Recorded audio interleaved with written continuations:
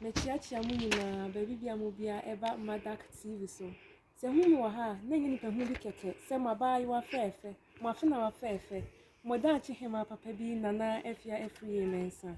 Eye na kakra atwam ye de akenkan sim bi atundin etreni safo ebre mu. A ye naja BO amoako ana ehroye. Na wa kenkan sim no ye kenkan kra safa to so baako ani mienu ni na ye mu bia ntwe mu bre mu. Ani yesa we nya video no mu no kratafa etoso miensa enam de brem ntwe mu nam de brem it must say baby a wo biara se mfamana no onunu pa dia no waje obi bia hyi bi kra na de esi nche na waje biscuit na se pan no kakra bi esi nchen na wo de aboso na se baby a wo no so ehyi wo mu so na wapade nyunyu bi so esi nchen na wo video ni na wo tie na wo nom ade na wo nom no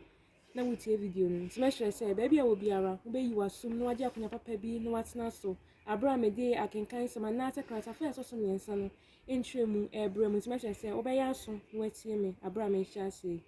wo akenkan sama eguso akenkan mu ayeye etueni safoi ye wo asemfo bi wo ha ye ntaate ebe ene ntem mebre wo me kasakon ne nyoma kese ni titiri efra Ghana amane ne amamre ho ene efutu sem bebre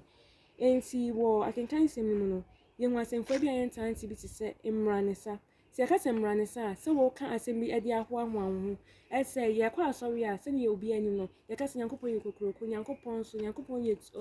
otumfo ni nyina ye asem bi ye ka edipeja Nyankopon enti ye ka mranesa se wo ka asem bi ade aho anwanwo na se ade apeja wo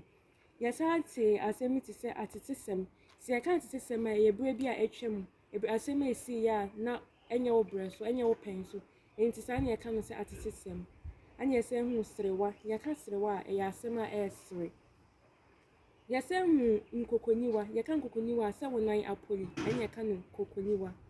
anya se hu asemfo bi ayen tan ti se dapen de bia no asema etati aye na wotwe ne na semfo fra yebetimi aka eye dapen ya ka dapen a eye nanso Nyankopon eboye eti se ejuada memeneda mukuada yawada efiada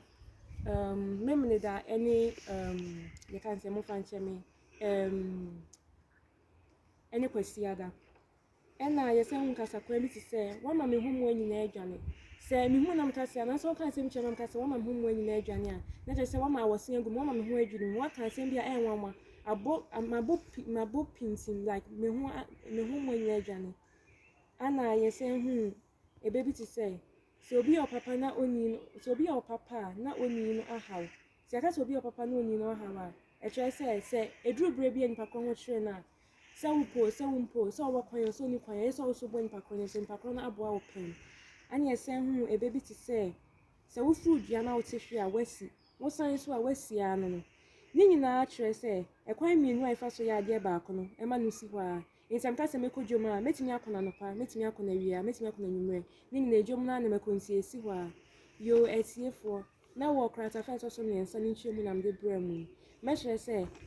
mo eguso amahwe Madak TV so na wasi mfutu se mebre ni mrane Ghana amanye ni amame bebre ewom na asa ni meja mo kwan kra ni mo nsemi se mienu pa mebisa mo ye di kan ni ede na araba akire de be che pa kofi